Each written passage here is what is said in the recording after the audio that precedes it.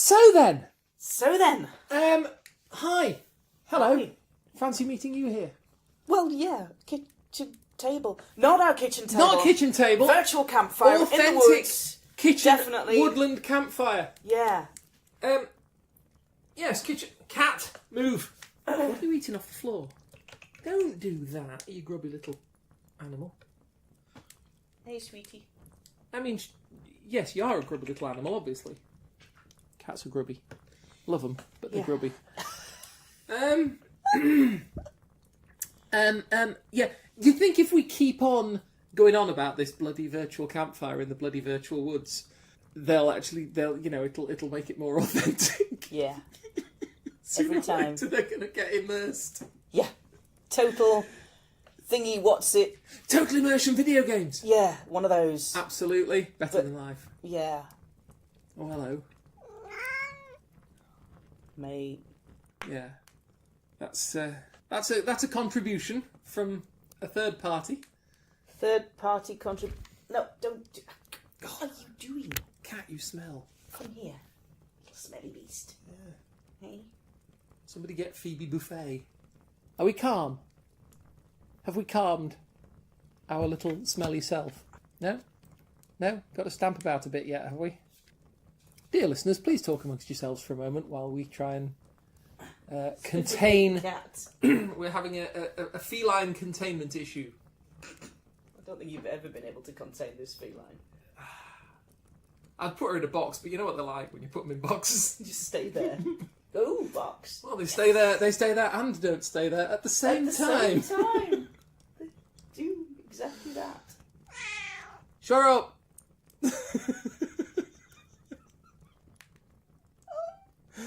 Okay, well, we might have to do this one with three of us. Lovely listeners, welcome around the virtual campfire. Pull up a log, warm your knees, grab your coffee, do your thing. Bun. Bun. Don't forget the bun. Actually, no, it's cat. That? You can't eat the cat. Don't eat the cat. No. I mean, look at how adorable she is, honestly. Yeah, you. Shut up. Carry on. Lovely listeners, welcome to the slightly chaotic start to episode 47 of Frithcast. Where the shields are down to 47%. Always. And there's a fleet of 47 Klingon battle cruisers approaching. And it's 47 minutes past the hour, or is that X-Files? Because I can't remember it properly. X-Files? No, it's 21, isn't it? X-Files is when it's 11:21. 11:21. Because Chris Carter's wife's birthday was on the 21st of November. Yeah. And traditionally, conversation in a crowded room will stop at 20 past the hour. Apart from this one. Except when there's a cat.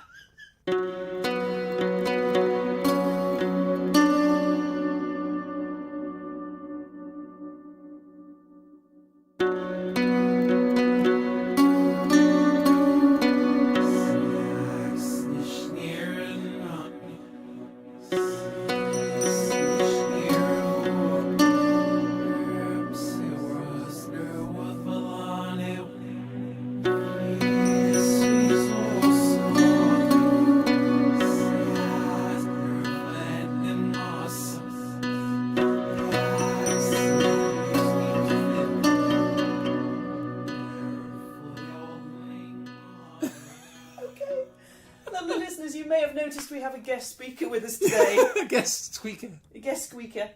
So she may interject with points of feline brilliance. Indeed. On occasion, so we're hoping that that's okay. She's like a little Noel Coward. Yeah, just as languid. Yeah. Draped. Aye, she is draped. Welcome to episode 47 of Frithcast. Hello. Suzanne Martin. I'm the UK ambassador for TAC, which is the Asatru community. And I'm Kate of that ilk, and I'm not. Okay. I just live here. Coffee Powered Druid! Coffee Powered Druid! Coffee Powered Druid. If it's your first time with us, welcome and welcome, well met. Come and settle in around the virtual campfire. Hail and Ave. Hail and Ave. Salute? Salvete? Salve. Salve! Salve. Salve. I knew it. My Latin is rusty. I can just about buy a newspaper, but that's as far as it goes. Ave is a formal hail, hence Ave Maria. Yes. Salve is a little bit more informal. And if there are multiple people... Many of, If yes. there are multiple people whom you are greeting, Yes. then it would be avete or salvete. Like that. Lovely listeners, this is going to be one of those episodes. Stick with us to the end. It's going to be funny regardless of what happens. Do you want to introduce yourself, mate? No, you're going to be silent now, aren't you? You useful animal. Yeah. Okay. Anyway, this is the cat. This is our cat. Yes. Who's doing her best to purr all over our recordings. Indeed. I'd rather not take it out. It's much more funny this way. Fair enough. So, today's topic for Frithcast that we're just going to have a talk about is heathening on a budget. Okay. Asatra is traditionally known as the one with the homework. We have run into this We thing have before, run into yes? this before, and so book smarts are a genuinely an accepted and required part of the practice. But what happens if you want to start learning, but you don't have the cash around to buy shed loads of books? It's going to happen. What happens if you don't have the time to read shed loads of books and get this sort of encyclopedic knowledge of what's going on? What do you actually need to be a heathen? And you'll see heathens on the internet, and they will have, full reenactors Viking garb Yep. that they've, has been all hand woven and hand sewn in originally spun and dyed material, and it costs a fortune. And you think From authentic 12th century sheep. from the 12th century sheep of sheepiness, Indeed. and they, you'll kind of look at their gear and you'll think, well, is that what I need? Is that what I'm supposed to have? We don't have a lot of prescriptions.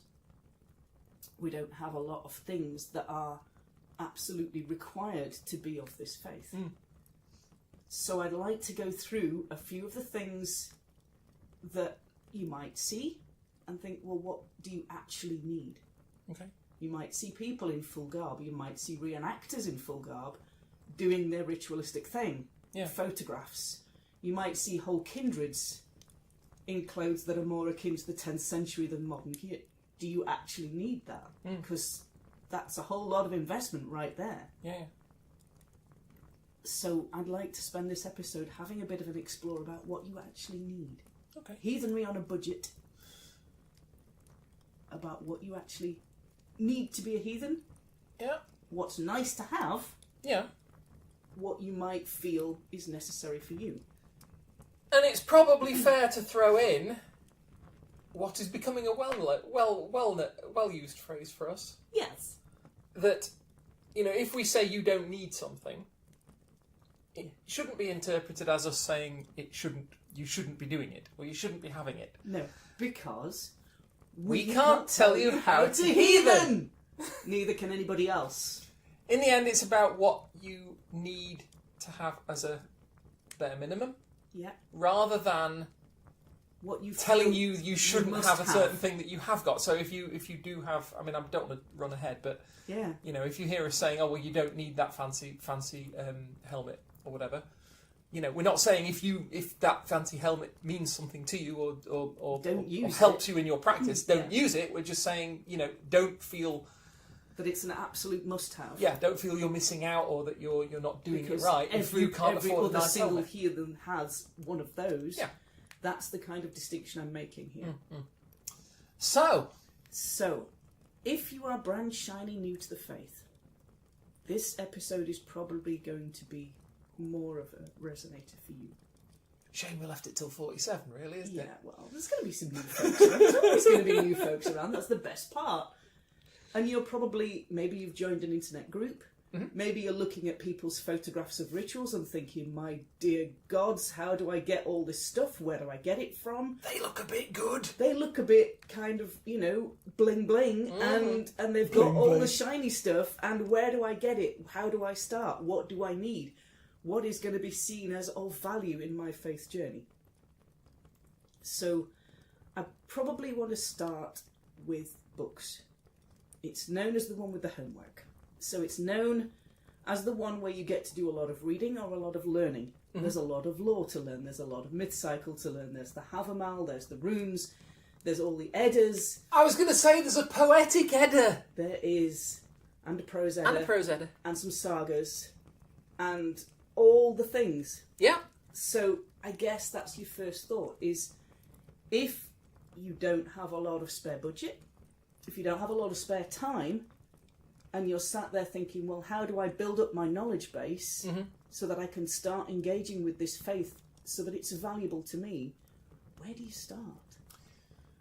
Okay, well, my immediate thought would be, obviously, the internet. Yes. But what I would normally say about any kind of research on the internet is that, and it probably seems obvious, but, to say it, but it bears saying again, you can't necessarily trust something just because it's on the internet. You cannot. Not necessarily trust something if it's in a book either, to be fair. Granted, That's like a printed internet for those who haven't encountered one before. Without a comments section and there's no swiping. There is a comments section.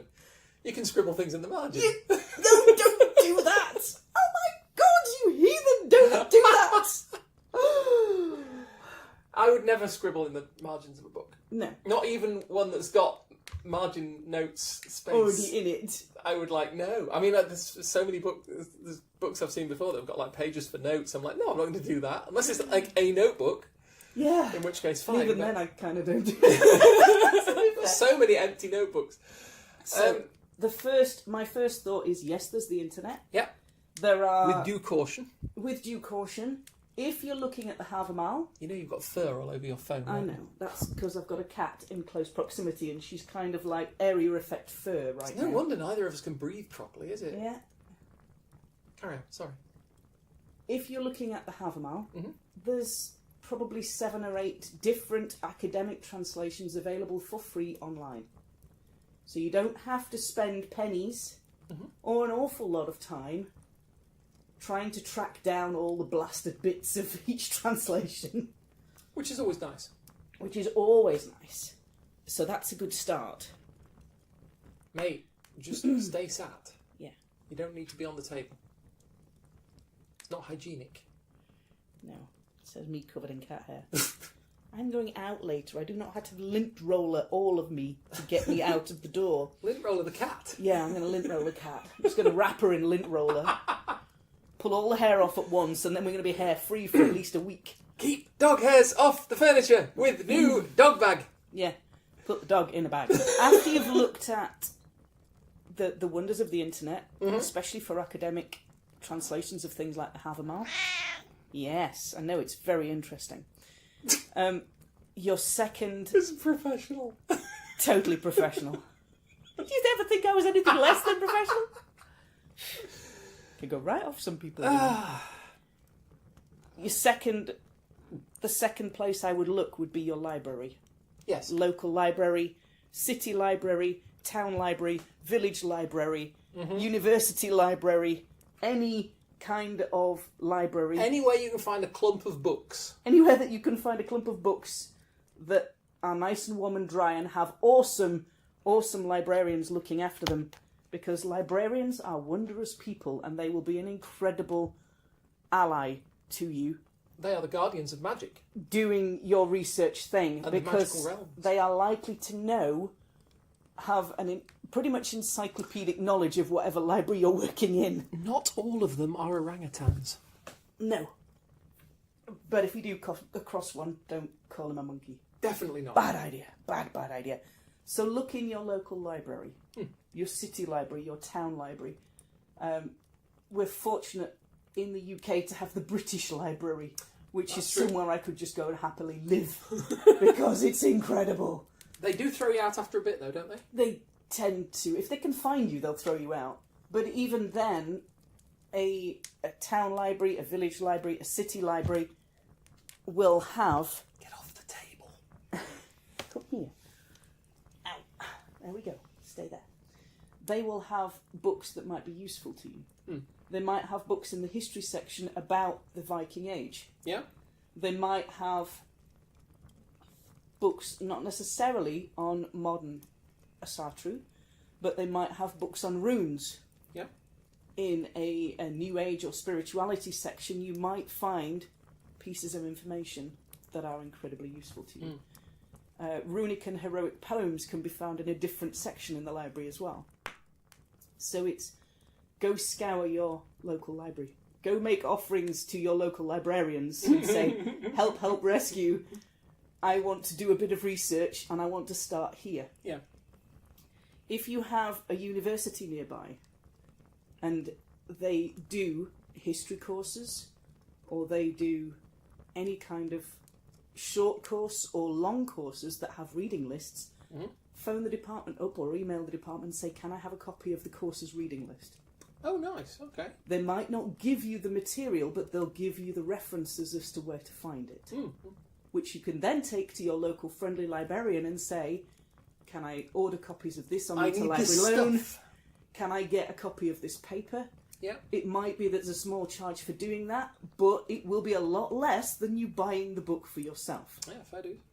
So those would be my first thoughts as to where to start researching and finding information out for yourself.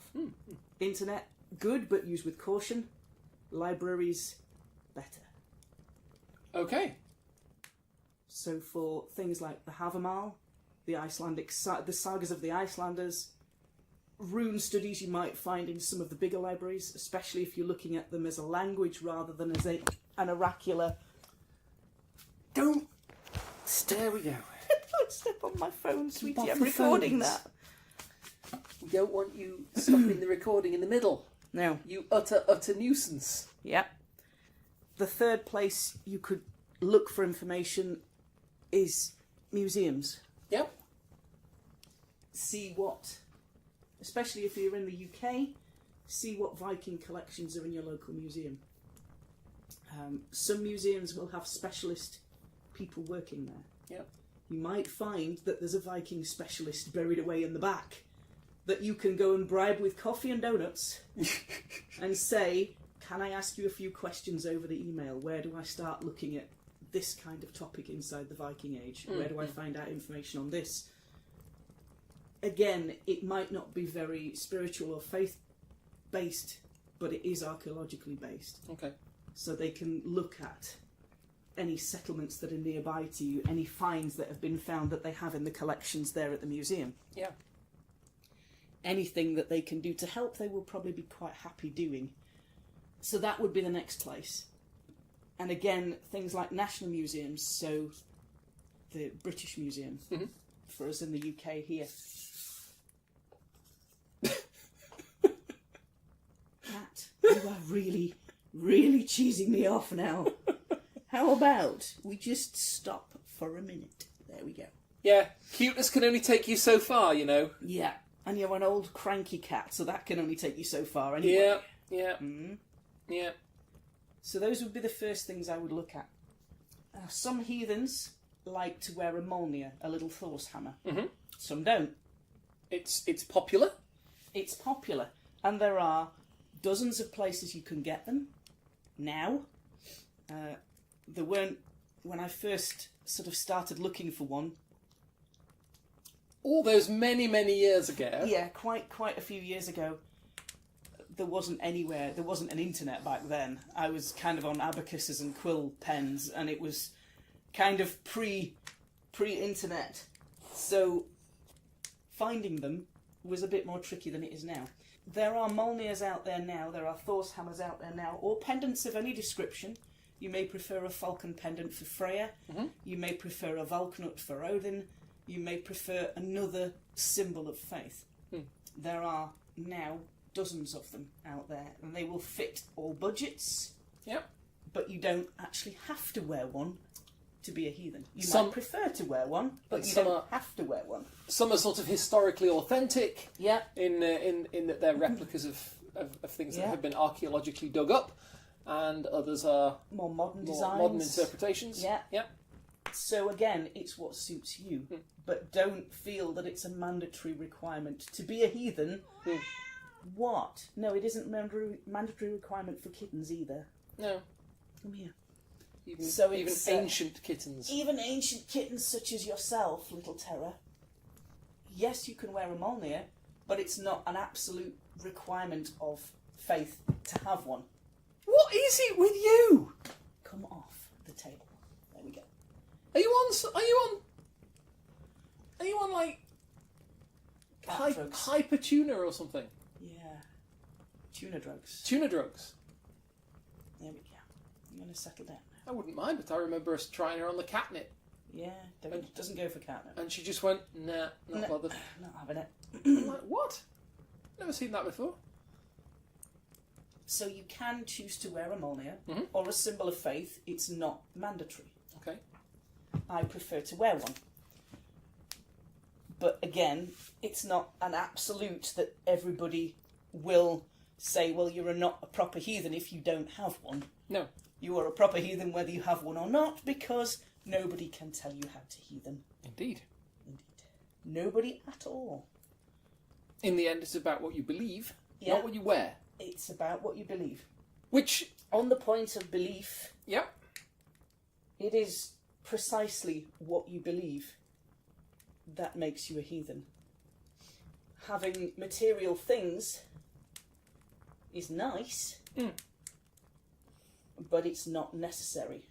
It's not an absolute to have a molnia, to have a load of books, to have a special set of ritual clothes that you've handmade. yeah, You can be a heathen in jeans, you can be a heathen in replica 10th century stuff.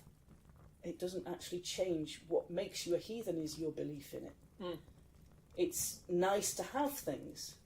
It's nice when I do ritual to have a special bowl that I use just for that purpose, and to have a special hammer that I use for that purpose. But it's not necessary for me to have that to be a heathen. yeah. It's a little bit like when people come to Wicca. Yes. And having read some of the books on Wicca. Oh, Cunningham Bonewits. Yeah, yeah. Some of the you know the sort of well-known, well-recommended kind of entry-level. Yeah. Wicca 101s. Basically, yeah. I think there is actually one called Wicca. I'm sure there is anyway. Yeah. And so many of them. You know, a sizable chunk of the beginning of the book is how to find all your tools and Yes. how to find all the right robes and all that kind of thing. What and kind of candles you need and what colour they need to be. yeah, it always surprised me how much emphasis there was on the sort of mechanical aspects of it, and often very little on the actual spiritual side of things, which I always thought was, you know, an odd thing about books like that. But I suppose. But it's, you know, a lot of them will give you an enormous amount of detail about what this tool has to be and that tool has to be, and then they'll say, but of course it doesn't really matter if you can't find the tools. So it's like, okay. Yeah. Beginner level Wicca. Right, I need a red candle and it needs to be this diameter, and I need rose oil, and I need a circle done in Himalayan salt, and then I need to concentrate on my rose quartz. And a middle level Wicca might kind of go, well, I've got a candle and a bit of rock, and I've got 10 minutes. And somebody who's exceptionally experienced was like, right, I need this thing doing, and I've got some fluff in my pocket, so let's go. That'll do. So it's... We probably ought to throw in here. We're not ripping on Wicca. No. It's more the sort of What? it's more the publishing around Wicca It rather is. than Wicca anything else. is, again, it's a deeply spiritual practice. It's deeply in tune with nature, but Certainly it can does be, yeah. have a lot of reliance on tools, on not equipment, but on Well, again, the things to focus through. again the publishing around Wicca Yeah. focuses a lot on these things. But to be a Wiccan, what you need is your belief. Yeah. To be a heathen, what you need is your belief. To be a Christian, what you need is your belief. Being able to find a community of like-minded people and go to a special building is a bonus. Yeah. But what you need is your belief. Conscious that last episode we were talking about orthopraxy Yes. and the fact that you know there are doing. certain religious traditions where it's the doing that's important, not so much the belief. And you know again, without wanting to But sort of make... heathenism for me is an orthopractic belief. Without wanting to make this a sort of a kind of a Roman podcast instead. Yeah, I mean, Roman religion certainly used to be, and some Reconstructionists today, Roman Reconstructionists today, would argue that we have to do exactly the same thing that we used to do thousands of years ago. Whereas I would kind of go, yeah, but if that's a lot of fluff. That's an enormous cloud of fluff. Thank you, kitten. Yeah, thank you. Just okay. If I can make myself heard through this deadening cloud. God, it's like aeroplanes firing chaff. Yeah. It's like cat fur chaff, isn't it? Okay. What was I saying? Oh yeah, but but then again, you have a living faith. You do. It's in the modern world. It's 2018. So I'd love to do an episode later on about the tensions between a reconstructionist faith. Yeah, I'll be up for that. I mean, if I'm up for that, as long as it's not too early in the morning. Too early in the morning. Moving on. I've got fluff in my coffee now. I've got fluff everywhere. Oh, I have fluff in my coffee. We'll make you more coffee. All right. But for me, heathenism it's an orthopractic. It's a practically based faith tradition. Yeah. It focuses on doing through faith. Yes. But that isn't not necessarily ritualised, but no, it's bringing that faith to bear in everyday decisions. Yeah. Of what you encounter and how you understand what is the right action according to your faith going through that. Yeah. But it isn't what makes having tools and equipment might be familiar.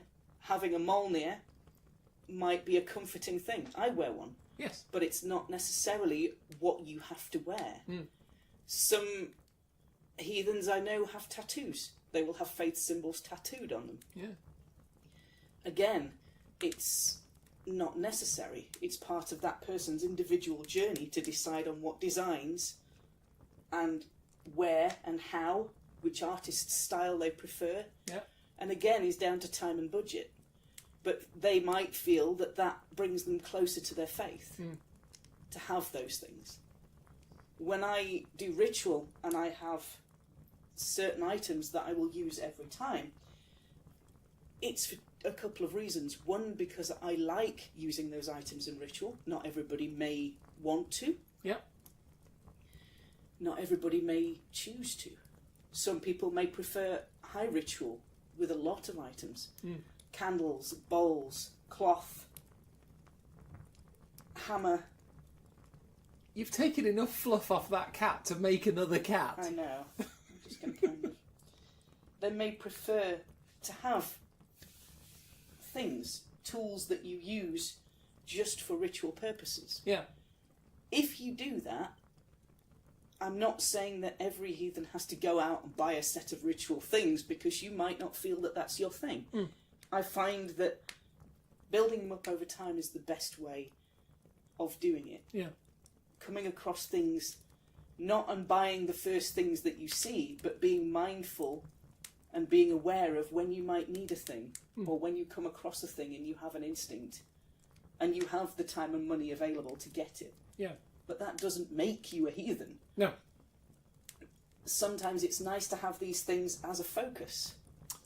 I have a hammer that I use in ritual, and I use it in every ritual I can. So when I pick that tool up, when I pick that focus up, my brain goes, I know what's coming next. Because the only time you use this object is in ritual time, is in sacred space. Yeah. Is when you are about to settle in. So by repeating that use of that object every time, I'm creating that deepening understanding in my brain, that association, that when I pick this up, this is what's going to happen. A clumsy analogy springs to mind. Okay.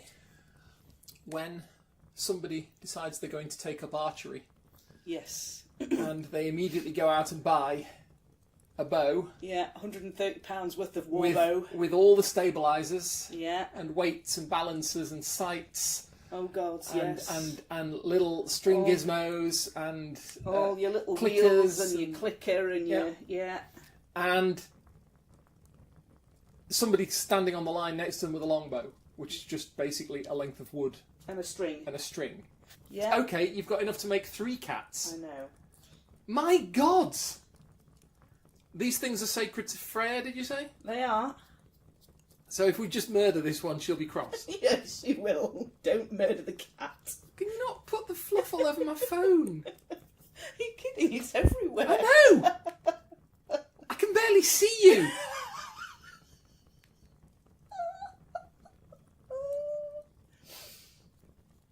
Good crikey!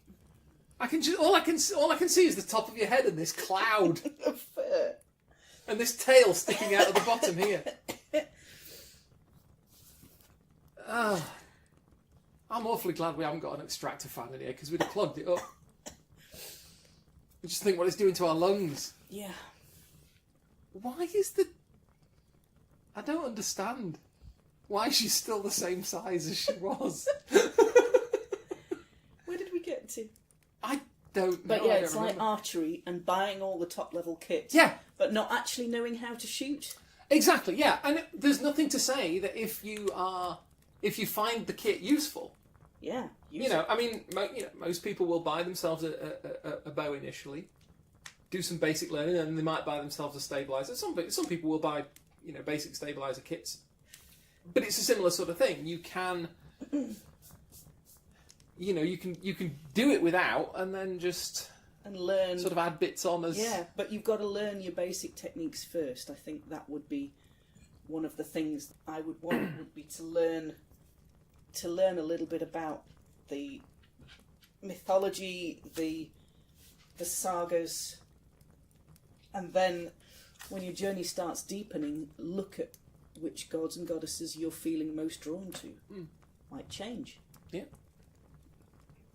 You don't have to have huge expensive things when you start. You just need to have you. And then you can work on, you can make informed decisions about what you want to have in your own journeys. Yeah. And going forward, your journey will be different to everybody else's heathen journey. They may make different connections to the gods that you've made connections with. They might have different understandings of the ones that you've made connections with. The gods show themselves to us in completely different ways. That sounds familiar. Yeah, it does. So it's all about your own individual journey. Yeah. You don't need to spend a lot of money. And when you've spent it, you think, right, now I'm definitely a heathen. You're already a heathen. If you choose to wear a Molnir, if you choose to get tattoos, if you choose to have ritual equipment, ritual tools, ritual clothes, that's your decision based on your faith. Yeah. It doesn't make your faith any less or more valid to have them or to not have them. Well, I think there's a clear distinction to be drawn. Like I say, I don't disparage anybody's practice or what they do to get themselves into that sort of sacred mindset, if I can put it that way. And obviously, as you were saying, we'll come back to it in full in an episode of its own at some stage. But God, yeah, that'd be awesome. I think there is a clear distinction to be drawn between trying to reconstruct Viking practices and lifestyle and so on. Yes. And living the Asatru faith or the heathen faith or however you want to say it. That is a valid distinction, yes. It's I'm not sort of, this is not me having a go at people being Vikings. Yeah. No. I'm not because doing that. That's their thing. Yeah, but I'm saying people in the 10th century or the 12th century or during that period, had a certain lifestyle to live. I mean, what we think of as, the clothes of that period. I mean, we can go to the festival of Jorvik or what have you, and we can see everybody sort of togged up in all the right gear and so on. That to us is, I mean, I'm sure a lot of them spend a lot of time dressed like that. Ugh. But even still, it's it's still out of the ordinary clothes. Yes. Whereas to the people in the 10th century, that was just what you wore. I mean, that was their shirt and tie, that was their t-shirt and jeans, that was their summer dress. Yes. You know, and it was, and I think the spiritual side of things is sort of intrinsically separate from that. Yes, but can be connected to that. Can be connected in terms of very much the so, one yeah, enhancing the valid other. Yeah. But- Yeah, I mean, I can do ritual in jeans and hoodie in the rain in a back garden. Yeah. I can do ritual in full ritual clothing. I have got replica kit. Yeah. I think for me, putting that kit on and putting it on every time, using sacred jewellery or using sacred clothes and using them repeatedly for ritual builds up that deepening association. Oh, of course. Of practice. Yeah. Of this is, you know, me bringing my faith into conscious awareness. Yeah. As I say, you're using the sort of practicalities of clothing and jewellery and what have you to enhance the spiritual experience. I'm certainly not trying to invalidate that. No. That's what I do, but it might not be the same for everybody. I can do my stuff I need to do in jeans and a t-shirt. Yeah. I prefer to spend time and space being properly attired. But that is my personal preference. It's not to say it's any less effective or the gods are going to look at me and say, no, I'm not listening to you today, you're in jeans, ain't happening. Because that's not how this works. Yeah. But for me personally, I find benefit in taking time to prepare myself to go into sacred space. Not necessarily in unofficial prayers, but on days where I want to make more of that connection. Yeah. I want to, for me, the time is in the preparation. Whereas I tend to shout things to mine as I run past. You know, watch ya! See ya, bye, going now. Run, like I run. But yes, I mean, my prayer when it happens tends to be quite spontaneous. Usually because I'm in trouble for some Well, yeah, I mean, for some reason. we did talk about spontaneous prayer and formal prayer. We did. And, yeah, again, a lot of it is down to, can't tell you how to heathen. It's what you find appropriate along the way, and you can look at what other people find appropriate, but in the end it's got to come down to your decision. Yeah. Especially if you're new to this. You're thinking, well, where do I start? Libraries. Huge friends in librarians. Start more with what can I put in my hands, and more what can I put in my head. Yeah. You know, it's the knowledge is the foundation for everything else. Which is not to say you have to know everything straight away, but it's... No, you can have a vision experience, a dream experience, and not understand the imagery in it straight away. Yeah. And it's only maybe when you go and read a book and then you think, I get it now. I understand it. That makes sense to me.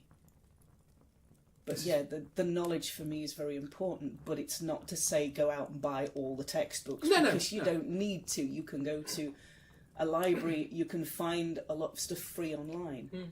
There's a lot of academic texts in PDFs that are available online. Yeah. You can get people's PhD theses online if you really want to go into it that far. You can...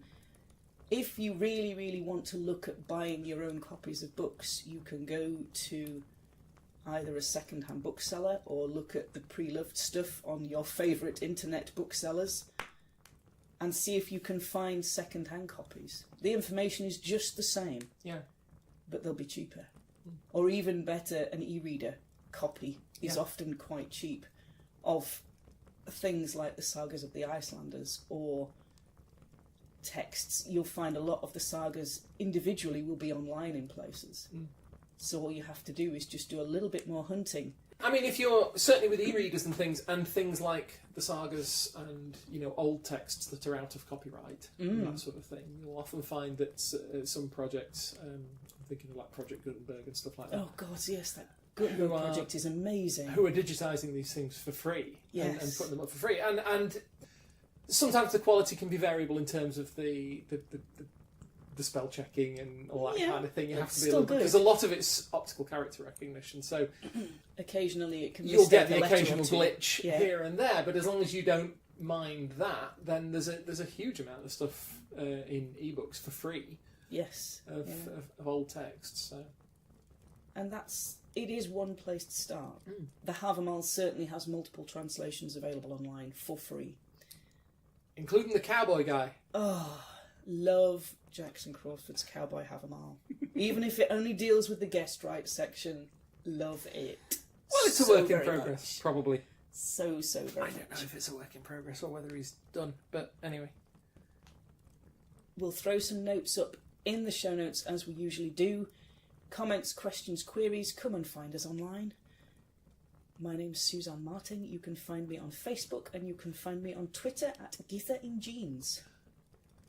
And you can find me, if you really want to, at my website, glassrain.net, or on Facebook and Twitter as Kate Coldwind.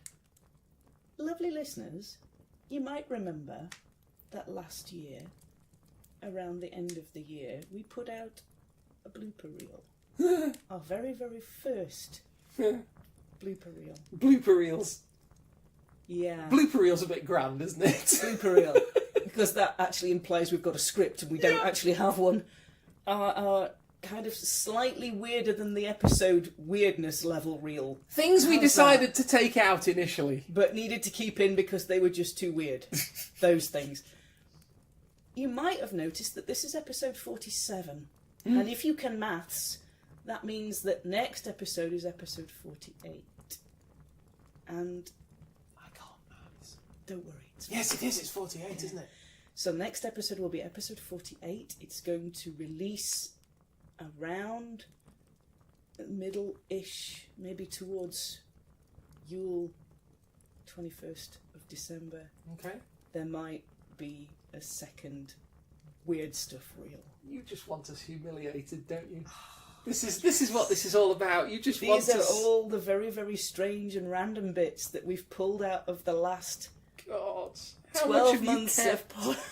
quite a lot. How much have you kept? Right, I'm doing the editing from now on. You are not for this one. I'm going to fight Kate for the editing for this. And we'll leave you with that lovely image, and we'll talk to you all next time for episode 48. And humiliation. Humiliation for me as well. You've got to remember these things. Fair enough, the things we do for you people. I know. Talk to you all next time. Bye-bye. Bye.